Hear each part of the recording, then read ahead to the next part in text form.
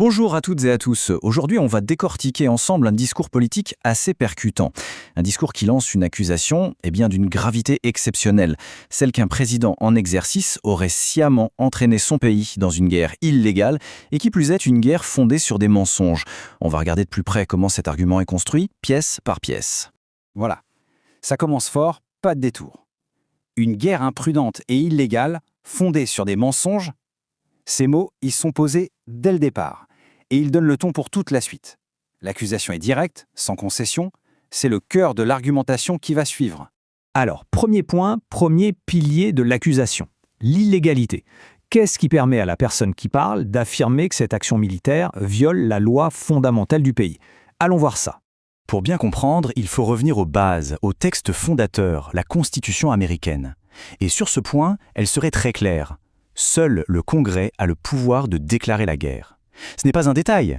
L'idée derrière, c'était justement d'éviter qu'une décision aussi lourde de conséquences repose sur les épaules d'une seule et même personne. Et donc tout l'argument juridique s'articule autour de ça. Le président aurait agi de son propre chef, en quelque sorte, en court-circuitant l'autorité du Congrès. L'accusation précise que l'action a été lancée sans qu'il y ait de menace imminente, ce qui serait la seule condition qui pourrait, éventuellement, justifier de se passer de l'aval du Congrès. Bon, après l'aspect légal, le discours s'attaque au deuxième pilier, les justifications de cette guerre. Et là, l'idée défendue, c'est que les raisons données par l'administration étaient non seulement un peu légères, mais surtout qu'elles n'arrêtaient pas de changer.